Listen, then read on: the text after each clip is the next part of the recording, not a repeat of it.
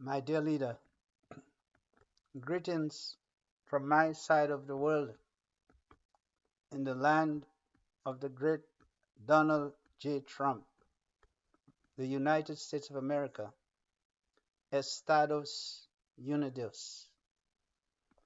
My dear leader, I felt compelled to make this short message to you. I'll try not to be too long.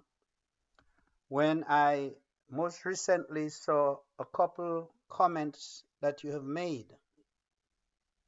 one of those comments involved the Citizen by Investment program in which you applauded the way that you, your leadership, and your government have invested in tourism.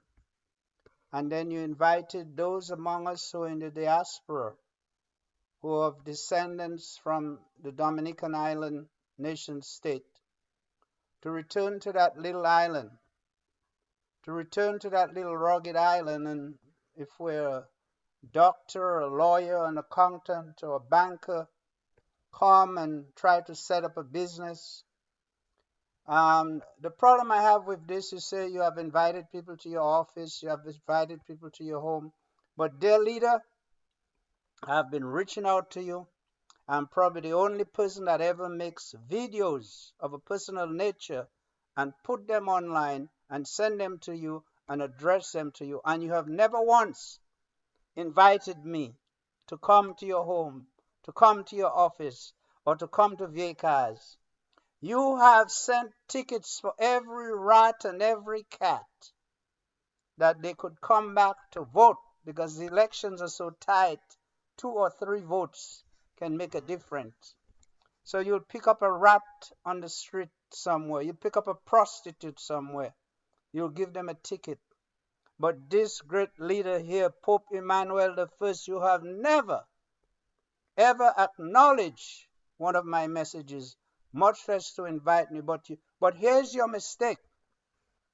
Many well-intended leaders, many so-called revolutionary leaders make mistakes. And when they make mistakes, it's like a big ship. They can't turn it around. If you recall, and I don't know, you're kind of a young guy, you don't know the history of Chairman Mao. You don't know the true history of the Chinese Communist Party.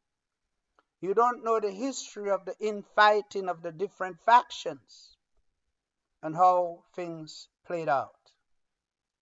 But the world once laughed at Chairman Mao because Mao had the Chinese people working 24 hours, melting iron, saying they're going to make a great leap forward and pass the Europeans in development. And of course it failed. Mao made some mistakes and other members of the party tried to push him aside. So he came back and showed them who was in charge. He went down the Yangtze River, he took a swim. He said, Chairman Mao is back. And he launched the Cultural Revolution. And in that process, a lot of people were executed, his competitors. But I'm saying to you that you, your leadership, your political party, and your government have made a fundamental mistake. You all are making great big flaws that will not be able to be corrected. Why do I say that? You have chosen to invest in tourism. Tourism is not a wise way to bet on one's development, one's country's development, and the creation of gainful employment for one's people. Tourism is a very recession dependent type of industry. The tourists who come to the island are ordinary working people from the developed countries, and they have to work hard to save money to take that one trip. And when they get there, the first thing they always say is they don't like how the people come to them trying to hawk their wares. It irritates the hell out of them, the heaven out of them. It irritates the heaven. They say, I like the trip, but I just didn't like these people, and these people already racists from where they're from. They don't want no Negroes coming up in their face and harassing them. I mean, if you were here in America doing that, they would call the police on you. So you're betting on tourism. You put a whole lot of money into developing Jungle Bay, Kempinski Hotel, and all these other resorts. And I want to tell you that people only want to look at mountains and trees and waterfalls just for so long. And if you're a true economist, like you say, you want the economists to come, you want the accountants to come, the lawyers to come, these people cannot produce anything. Not once in your speech did you say you would like an industrialist, someone who is a visionary in industry, an industrialist, to come to work with you on your government to develop sustainable economic development plans and sustainable industries that can advance our people and advance our nation. And thus, this is the dilemma that the Negro people face. All over the world, wherever you find the Negro and the Negro peoples and those who descended from slavery and colonialism, they are divided. They are divided and they will remain divided, because it appears to me as I come closer to death that these people are a cursed people. Let me say it again. The Negro is cursed.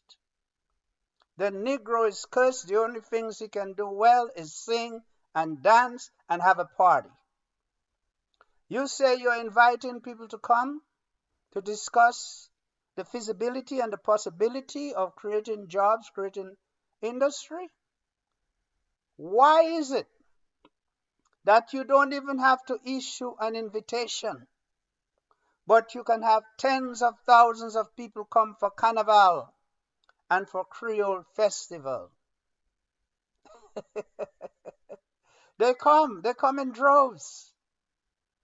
And they'll be there next year again. As soon as one finishes their planning for the next year. And what do they come to do? To drink rum and have nasty business. So this is the mindset of the Negro. The Negro likes to fet. And that's why we can't see our way. How long and how many guests you have to recoup the initial investment into the Kempinski Hotel and then to start seeing a profit? How many jobs, except menial jobs, will be created by that hotel? Not too long ago, a guest from the United States or Canada stayed at the hotel, and he said he was so happy to be at a resort, and he had the whole resort to himself. He had the whole resort to himself. Then you think that the building of an airport, you all call it an international airport.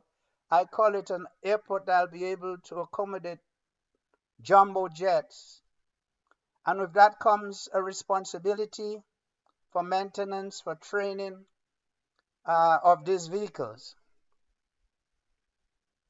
And there's a cost, a very expensive cost of flying aircrafts in and out of airports.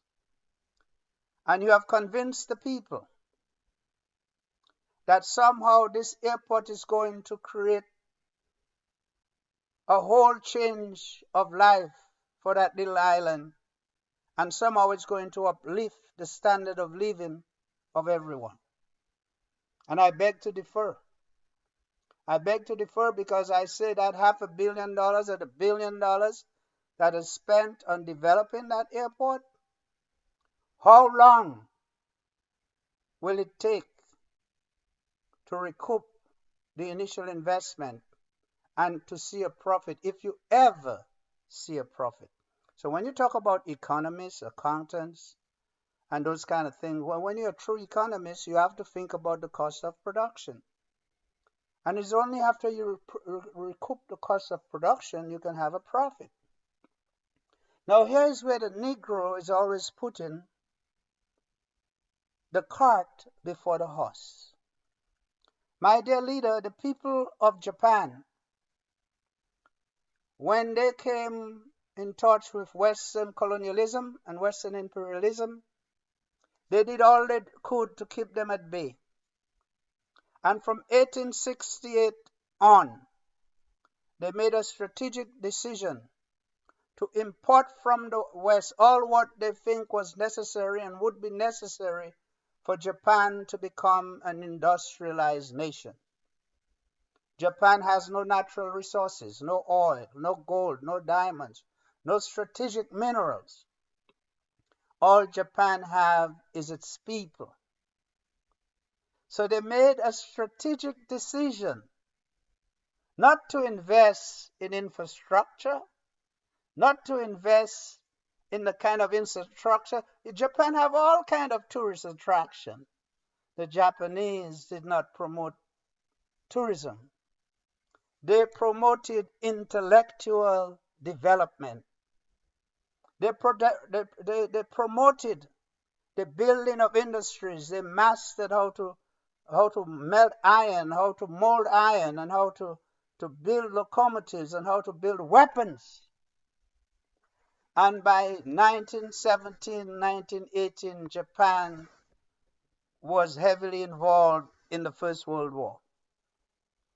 A few years later, in the 30s and the 40s, Japan would be across Asia, in China, in Nanking, in Cambodia, in Thailand, in Korea, trying to build their own empire because what they had done is see the West and they wanted to emulate the West and they say, well, Asia is ours.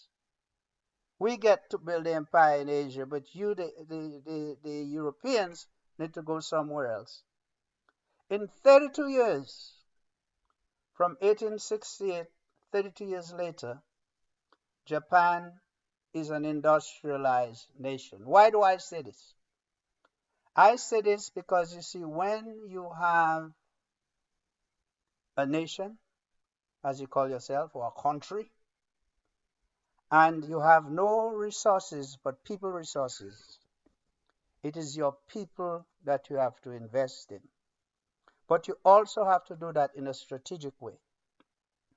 Your government and your people say a degree in every house. What does that mean? That means nothing.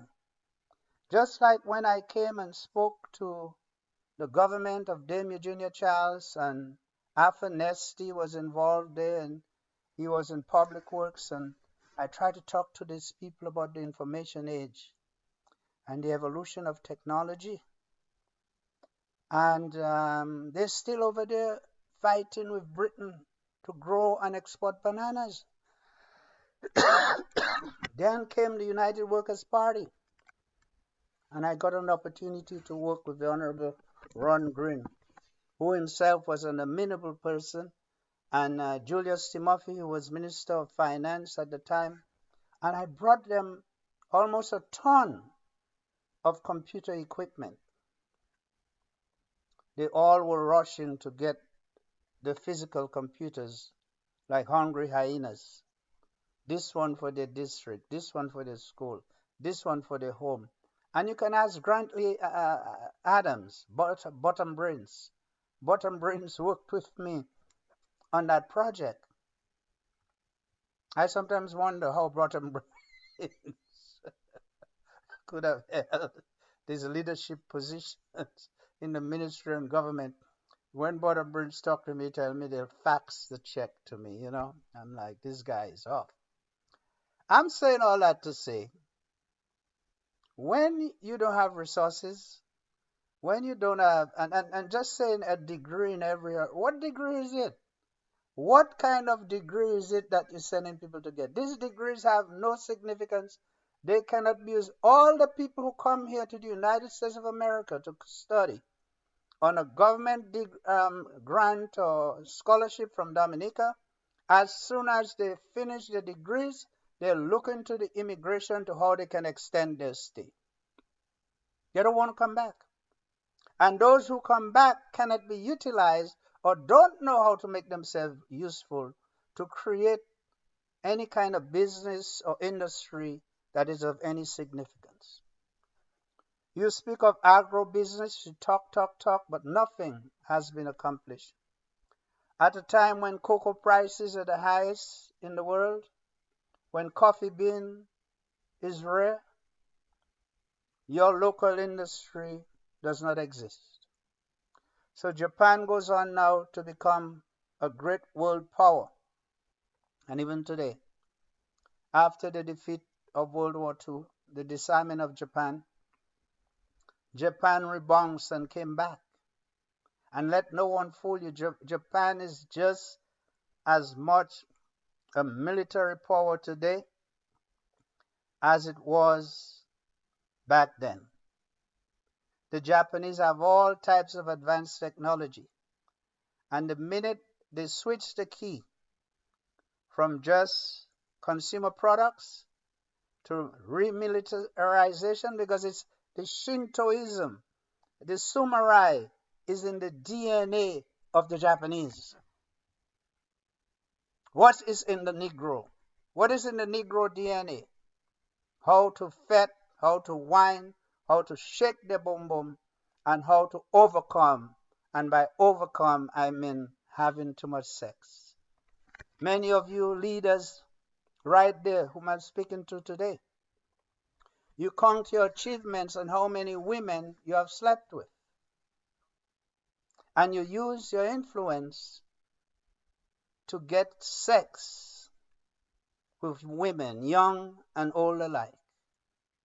And the sex can't be good because really to have good sex, you have to have comfort, you have to have time, and you have to feel safe. But when you're having quick sex to sign a loan, quick sex to approve a loan, to approve a scholarship, that does not do well for your nobility or for the people. So here you are, focus on tourism. It's a mistake. I would like to see the plan for Jungle Bay, the cost of its development, and a projection of how long it will take to recoup the investment and to turn a profit. I would like to see how many local people that resort engages and employs that will develop a skill, a marketable skill that can be sold on the world market. Here we are in proximity to the United States of America. The United States of America is looking for workers in the field of information technology. And they skip past us. They even skip past their own people in the United States and go to India and go to China and Indonesia and create what's called an H-1B visa program to give preference to these foreign workers to import them to take our jobs locally. And that's why I support President Trump. I stand hand in hand with President Trump on his new immigration policies and the fact that he has awoken to the fact that the United States has been taken advantage of. And everybody comes to the United States and to take advantage of it. Some think they can come here and rape and kill and run back to where they come from. You're still a rapist. You're still a killer. Whether you did it in the United States, whether you did it in Jamaica, whether you did it in France. And I would not welcome you back saying, oh, we're giving you a second chance. My friend, your first chance was when you were born.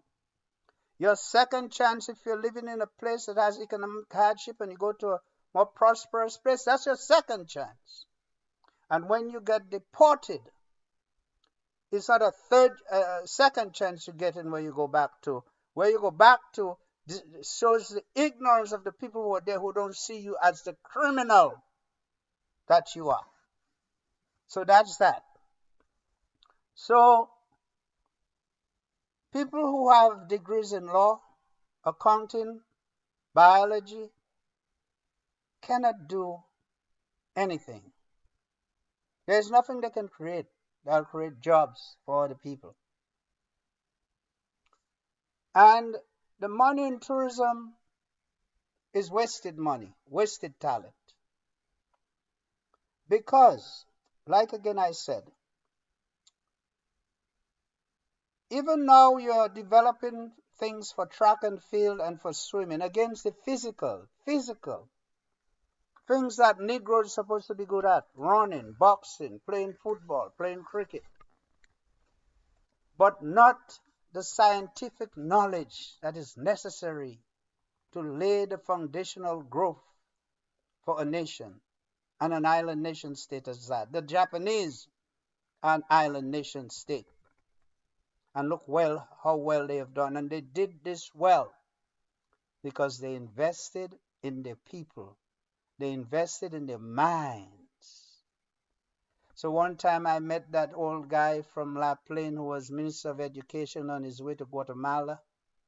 I think it's Peter, whatever his name is, Peter Saint Jean or Peter somebody. He looked like a Macumé to me. Sound like one, act like one. And I was on the plane sitting next to him. I said, Minister, that's a great idea of everybody going to get a degree, but I believe that everybody should be mandated to get a scientific degree. Not a degree in theology, not a degree in law, not a degree in accounting so you can do books. When we were growing up, everybody wanted to do books.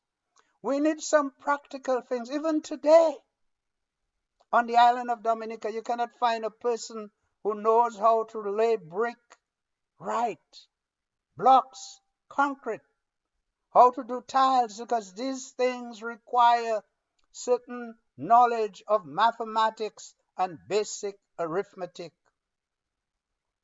We need roofers. We need electricians.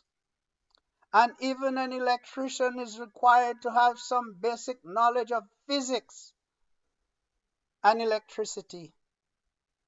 No lawyer, no accountant, no doctor is going to do that for you. And then we have the problem, the problem of prestige, ever since the days of Eric Williams.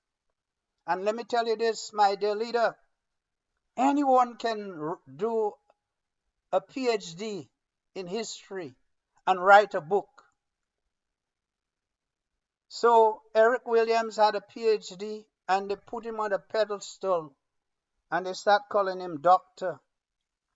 I think even Kitchener made a song. I don't know why they keep fucking with the doctor. Leave the damn doctor alone.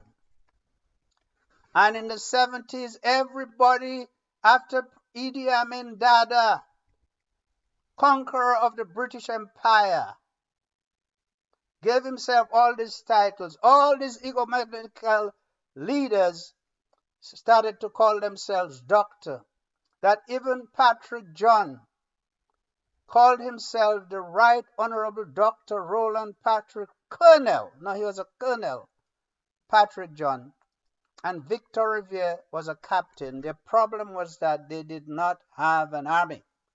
You see, compared to Forbes Burnham in Guyana, Forbes Burnham had control of his army. So when he needed to break up a strike, he needed to get the sugarcane caught, he sent the army to do it. Until he died. And the Negroes have never been able to assert themselves in Guyana the way they did under the Right Honorable Forbes Burnham. So now we have this competition for prestige. Everybody wants to be called doctor. We have so many doctors. Everybody's a doctor. And the thing is, if I go and look at your birth certificate, it does not say doctor anywhere on there. My birth certificate says Peter Emmanuel Lander. If you hear that, and not only that, the PhD and the title of doctor is only good on the university campus. Once you leave the university campus, it has no bearing. The only people who are doctors are people who practice doctoring, people who are in medicine, people who can give injections. When you cannot give an injection and you can't even do CPR, but you're running around calling yourselves doctor. And everybody is out for that prestige. You know, even Thomas Fontaine, they're calling him doctor. Doctor of what? Doing a degree in economics is one of the easiest things that one can do.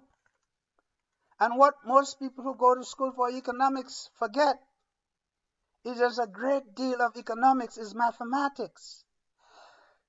And that's where they become to struggle because they don't have the basic mathematics, they don't have the calculus, they don't know anything about the rate of change.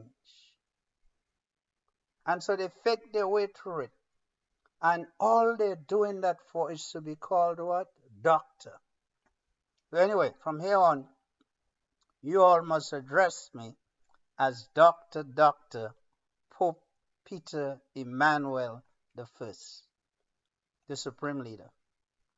So my dear leader, there's another thing you said that I took issue with. So we're going the wrong way with tourism, track and field, swimming, promoting people in economics, biology, accounting, and law, and putting them on a pedestal. And I, as your advisor out there in the ear, whom you don't listen to, whom you've never invited to your home or to your office or sent a plane to pick me up, like King Nebuchadnezzar, I'm going to tell you that the writing is on the wall. You see, Machiavelli, in his discourses, he talked about how one becomes prince. And you know what prince is? That's what you are. You are a prince. You can become prince by inheriting the power in the case of the monarchy. You can become prince by seizing power in the case of the coup d'etat. And you can become prince by chance. You happen to be in the right place at the right time. And somebody dies. And then it's your turn to become prince. And sometimes you never planned on it. So there are those who come into the princehood without having prepared for it. But now that you have tasted it, and that's why I ask myself, we all know all over the world and all of we ordinary people, we know here in the United States of America, a guy goes to the Congress, it's a 2-year term. By the time he comes back, he's a millionaire. Then the guy gets into the Senate, it's a 6-year term. By the time he does 2-3 terms, he's a multi-millionaire. And then a guy lives in industry where he's paid a much bigger salary than he did gets in government. But he goes into government, why? To have power, to create influence, and to create laws that enable his friends and his business interests. That's why they go into politics. And a friend of mine once asked me, he said, hey, look, man, I'm running as an independent in Dominica, and it's vicious. I tell you, don't do it. These people grab me and they ask me, they say, how much are you going to pay me for my vote? Well, I don't blame the people. Because if you're a successful business guy, why are you leaving your business to run to be a parliamentary representative for one of these political parties, whether as an independent, as a member of the Labour Party, as a member of the Dominican Freedom Party, as a member of the United Workers' Party?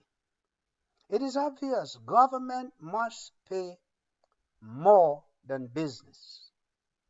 It is obvious that there is an easier path to accumulating financial wealth through politics than there is through business.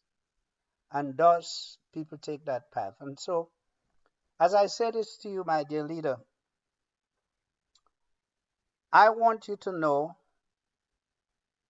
that this thing of going for prestige above substance, these flu degrees, just so people can call you doctor. And remember, I'm doctor too, right? Dr. Lander. Doctor, not just one doctor. Actually, I think I must have about 5 doctors, including the fact that I'm the witch doctor. That's my number 1 doctor, witch doctor. Okay, so I'm the witch doctor. Something you said again.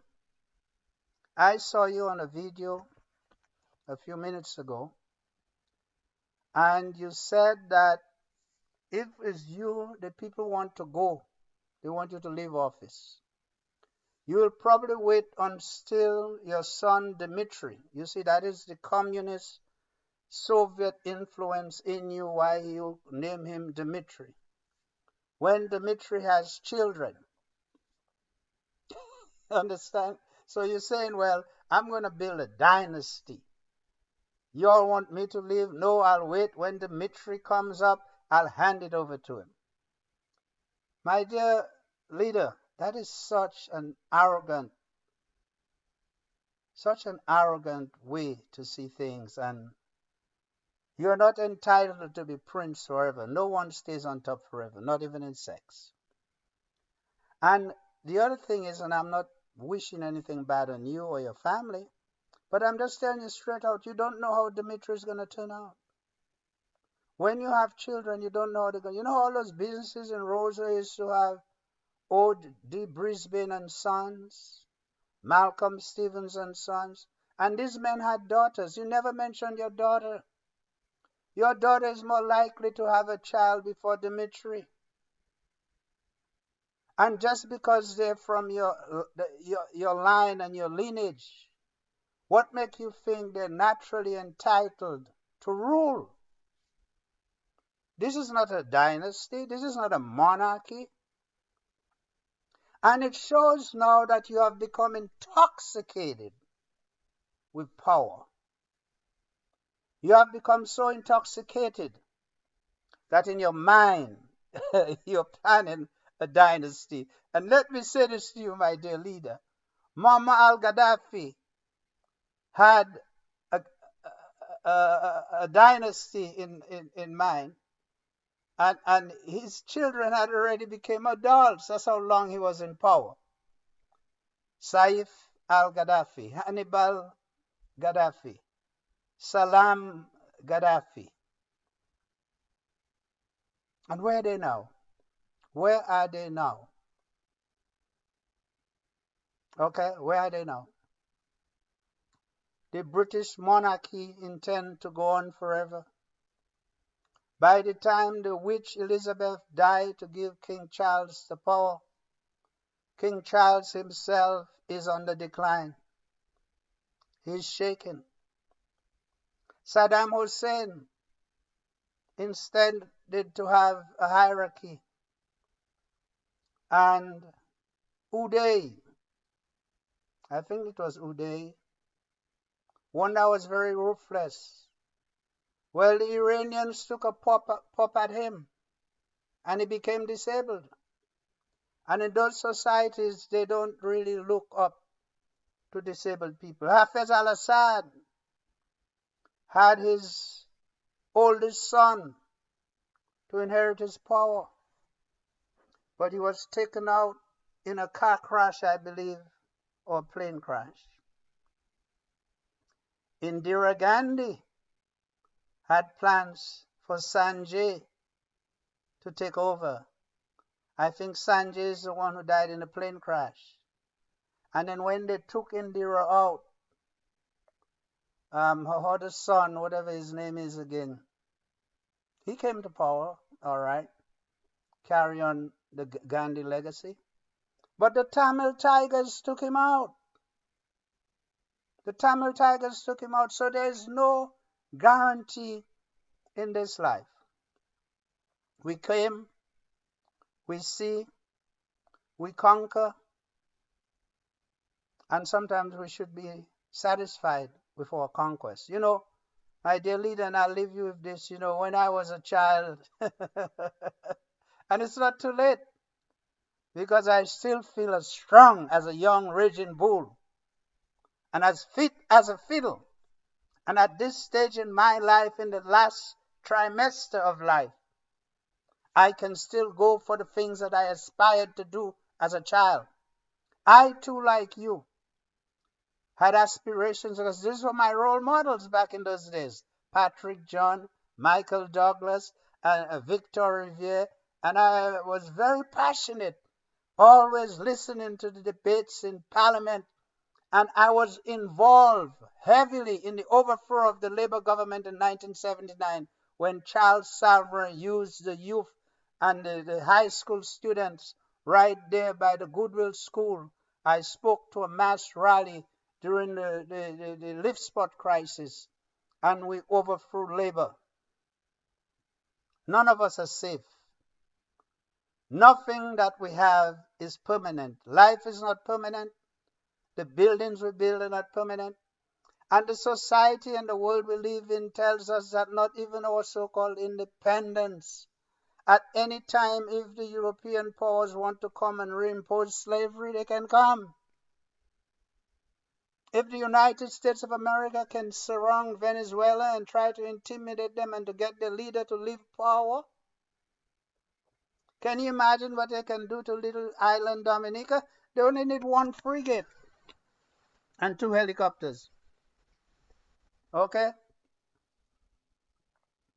So long as you're keeping things calm, and Trump have not decided he wants to confront China in the most effective way, you'll be okay.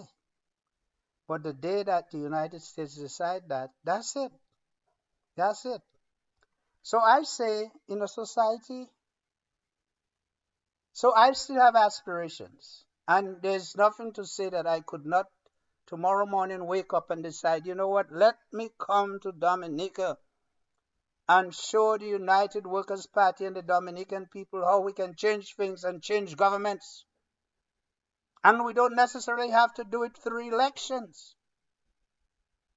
Because that opposition party you have, they have no skills, they have no charisma, they have no technique, they don't understand the real politic.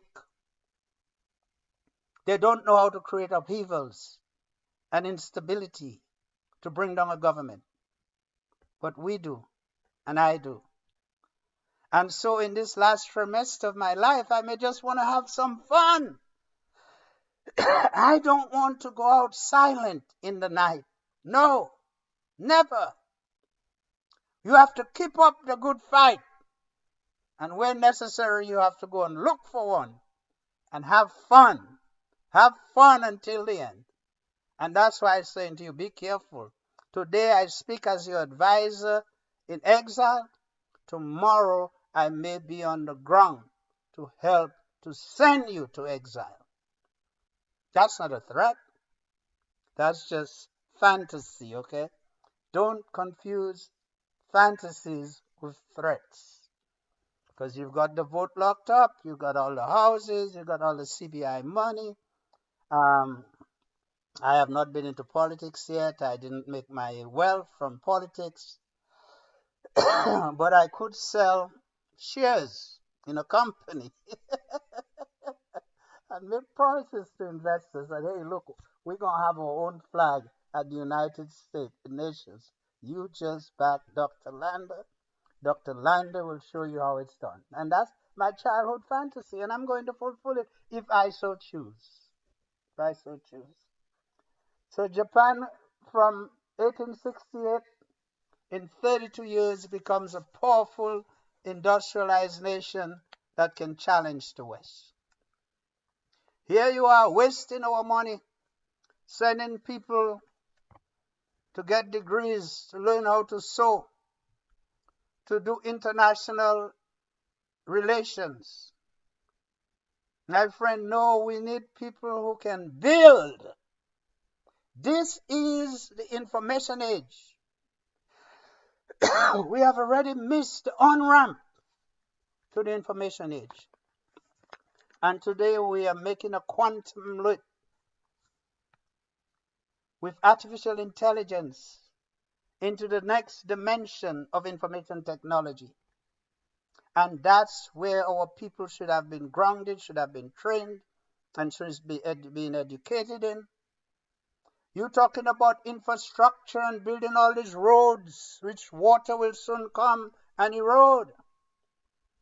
In our vision, in the industries of this time and of the century, you don't need roads. You don't need roads. All you need is bandwidth. All you need is bandwidth and wiring. And those are much easier infrastructure to put in place. And when you have people who have intellectual development, when you have people who can program computers, who can write intelligent applications, they can be anywhere in the world. They can be in any remote village. They don't have to pay for a bus to go to Roseau. They don't have to fly to the United Kingdom. They don't have to fly to the United States. The United States businesses will come right there looking to capture that knowledge base. So we need to develop a knowledge based economy. And my dear leader, since you'll be sending tickets for people to come to vote, I would like to suggest that you send me a special invitation. You have your people to get in touch with your people, my people will get in touch with me, and I will come and help you with this task. But don't be so arrogant as to say somehow our people and the people are indebted to you, that Dimitri is going to grow up and Dimitri is going to have children and is going to inherit the leadership of the party and the leadership of the government. Do not put such a curse on the seed of your loin. If what you have is a healthy child that grows up to be a dignified man or a dignified young woman who does not shame you, such as becoming a drug abuser, a male or female prostitute, you should be thankful and you should be happy. And if time permit, you must take your loot and find time to go and enjoy it. The job of being responsible for people, of having to answer, is a very hard one. I do not envy you at all. And that's why I tell you that this thing I speak of, my childhood fantasy, is still just a fantasy. Because, truth be told, it'd be better to do it here in the United States. It's better to run for mayor, run for the House of Assembly, the House of Representatives, run to become a senator. I may not win, but I'll raise so much money in the process, I'll be even richer than I am today. Okay? And our people in the Caribbean, we're so divided. We're so divided. We have so many flags. So many flags. Everybody wants to be the chief. But nobody wants to be the Indian. And so everybody now is a doctor. A doctor. I tell you that the day we assume control, we're going to ban all that. You see, you could say Thomas Fountain, PhD, but not no Dr. Thomas Fountain. And the media has become so intoxicated with it. That's what they do. I didn't hear you tell anybody to insist on calling you Dr. Roosevelt Scarrett, but it's almost like they're scared every time they introduce you. They have to say, the Right Honorable Dr. Roosevelt. You're not no damn doctor. You're not a doctor. You did not go to medical school. Okay. I hope that my message to you today, you understand, is a message of friendship and brotherly love. And I hope, as I know our people carry many grudges, and they're thin skinned and they can't take criticism, that you do not hold this against me and use it to impede my progress and my business on the island of Dominica. So, my dear leader, I just want to tell you I wish you and your family, your beautiful wife, Melissa, your beautiful daughter, and your handsome son, a Merry Christmas. A Merry Christmas, and don't forget me. when you have decided you want the elections, I may even come and campaign for you. And as you can see, I'll be an excellent campaigner. I bless you in the name of the power that I have as a manifestation of God who is man and man who is God. And I wish you the best. And when the Christians are celebrating next month, what they say is the birth of Christ, I too give unto you the peace of Christ.